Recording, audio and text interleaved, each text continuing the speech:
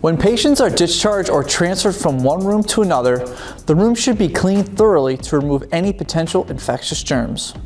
The right steps will help you make sure that all surfaces and areas in the patient rooms are properly cleaned and disinfected once the room is no longer occupied. Today, I'll review the 11 steps you should perform to thoroughly clean and prepare patient rooms for the next patient.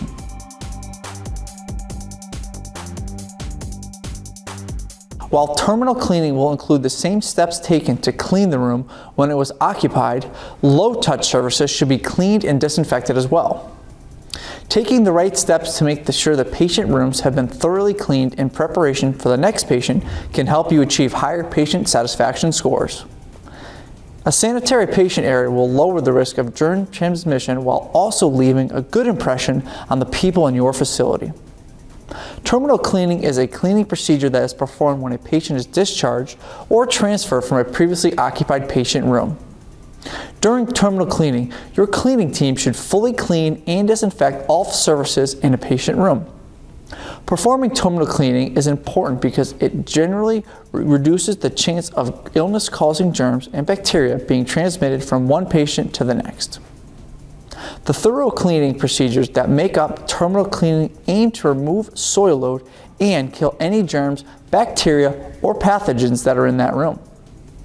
When your janitorial staff is completing terminal cleaning of inpatient rooms, there are some best practices that can ensure that each room is receiving the most effective clean possible.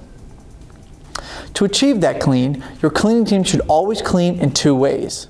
Number one, always clean from cleaner surfaces to surfaces that are more visibly soiled.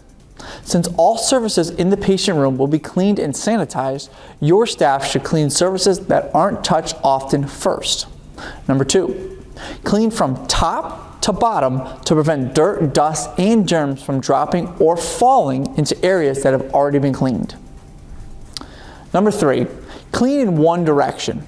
Your staff should clean in a pattern so that they can ensure they don't miss any areas. An example of this in rooms can be cleaned from left to right, starting near the door and ending on the other side. Now that we've talked about the best cleaning practices, let's talk about what you need to complete terminal cleaning in an inpatient area. To complete terminal cleaning, you will need microfiber cloths or wipes, a wet floor sign, trash can liners, surface cleaner, disinfectant, glass cleaner, a vacuum or dust mop, a double bucket moppet system or microfiber mopping system, gloves, protective eyewear, and a face mask. To thoroughly clean and disinfect an inpatient area, you should follow the following steps. First, the patient area should be visually checked for any bodily fluids or obstacles that would cause hazard during cleaning. Next, any personal items in the patient area should be collected for processing or disposal. Personal care items include cups, dishes, and napkins. The third step to terminal cleaning is collecting the linens from the patient beds for disposal or reprocessing. Before the linens are removed, you should check for any sharps that may be in the bed. If sharps are found, they should be properly disposed of in the sharps container.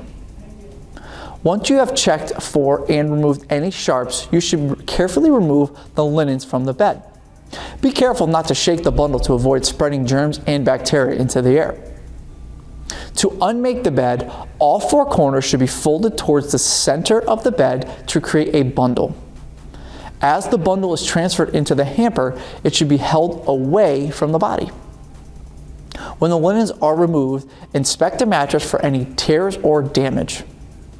If the bed is torn or damaged, it should be reported so the mattress can be replaced.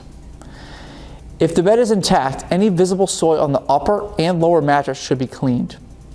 Once the mattress has been cleaned, a disinfectant should be applied and allowed to dwell.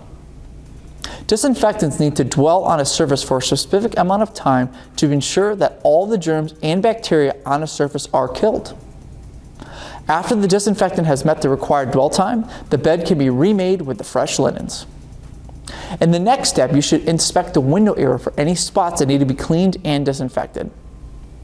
The blinds on the windows should be cleaned and disinfected as well. It is important that your cleaning team cleans surfaces before applying a disinfectant.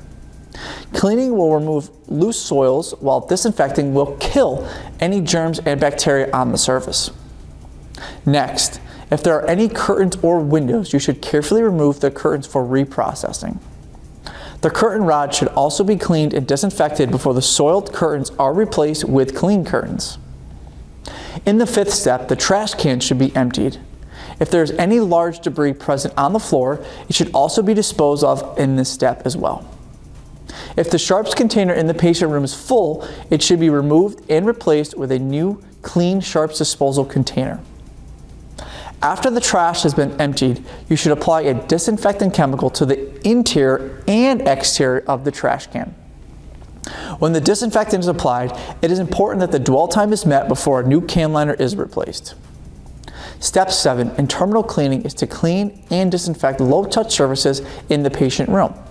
Low-touch surfaces are areas in the patient room that aren't touched as often by people in the facility.